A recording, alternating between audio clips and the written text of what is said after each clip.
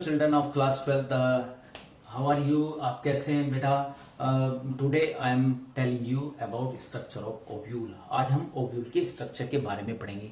अगर बेटा मैं बोर्ड के पॉइंट ऑफ व्यू से देखूं क्लास 12th के, तो नॉर्मली मैंने देखा है कि इसका स्ट्रक्चर काफी इंपॉर्टेंट है और स्ट्रक्चर ही इसका बोर्ड में ज्यादातर आता है। ऐसे कभी क्वेश्चन नहीं आता कि describe the structure of ovule. Normally I have seen just like draw neat and level diagram of structure of ovule. तो आज मैं बेटा ओव्यूल के स्ट्रक्चर के बारे में डिस्कस करूंगा, आपको बताऊंगा। अगर बेटा मैं ओव्यूल के स्ट्रक्चर की बात करूं तो the structure of ovule consist to main part. One is the body and second part is funicle. ये जो अटैच है, जहां से ओव्यूल जिस पोर्शन से अटैच करता है उस पॉइंट को बोलते हैं हम प्लेसेंटा। बेटा placenta is a point where ovules are attached. समझिए बेटा, इस पॉइंट से, जहां से ये ओवरी के अंदर जिस पॉइंट से ये अटैच होता है उस पॉइंट का नाम होता है प्लेसेंटा। और बेटे जो स्टोक होती है ओव्यूल की, इसको हम बोलते हैं फ्यूनिकल। क्लियर बेटा?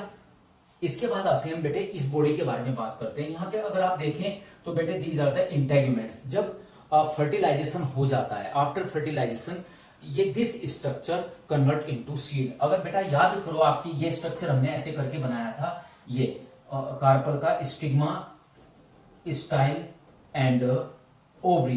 तो बेटा सबसे मेन चीज होती है ओवरी के अंदर ये स्ट्रक्चर होता है ovule. This is a structure of ovule. वैसे बेटा मैंने ये एनाट्रोपस ओव्यूल का स्ट्रक्चर बनाया है। डिफरेंट टाइप के ओव्यूल्स होते हैं, वो हम नेक्स्ट वीडियो में स्टडी करेंगे। बट नॉर्मली बेटा मैंने एग्जाम में जो देखा है, मैंने वो देखा है कि ये एनाट्रोपस ओव्यूल का ही स्ट्रक्चर आता है। ठीक है ना? अब बेटा अगर आप इसको रिवर्स कर रहे हैं तो ये जो पोल हैं इनको आपको चेंज करना पड़ेगा।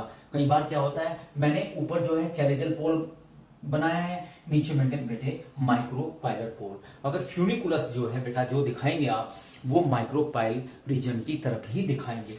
तो ये क्या होता है बेटा, जब फर्टिलाइजेशन हो जाता है, जब ये स्ट्रक्चर ओव्यूल कन्वर्ट होने लगता है सीड के अंदर, तो जो इंटेग्यूमेंट्स होते हैं बेटे, दे फॉर्म सीड। वो सीड में कन्वर्ट हो जाते हैं। नॉर्मली अगर हम इनका फंक्शन देखें, they protect inner tissue of ovule. Just like ये एम्ब्रियोसैक है, इसके अंदर ये पूरा का पूरा बेटा जो न्यूक्लियस होता है, ये पैरेन्काइमेटस टिश्यू का बना होता है ये अंदर। और मेनली जो इसका मेन फंक्शन होता है, ये forms nourishment tissue for developing embryo.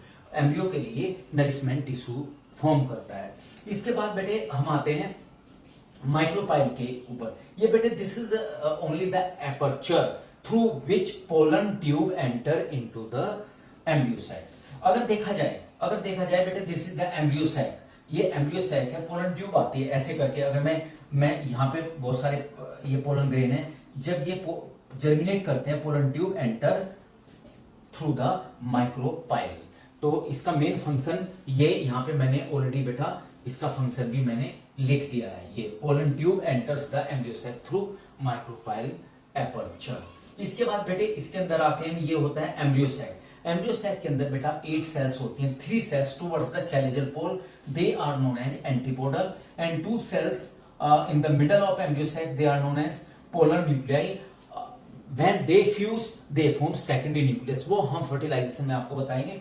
And 3 cells towards the micropyle, and out of these 3, one is called egg cell and 2 are synergid, and collectively they are known as egg apparatus। तो बेटे ये था ovule के structure के बारे में। ज्यादातर जो क्वेश्चन आएगा वो आएगा draw neat and level diagram of the structure of ovule. बेटा बाय बाय।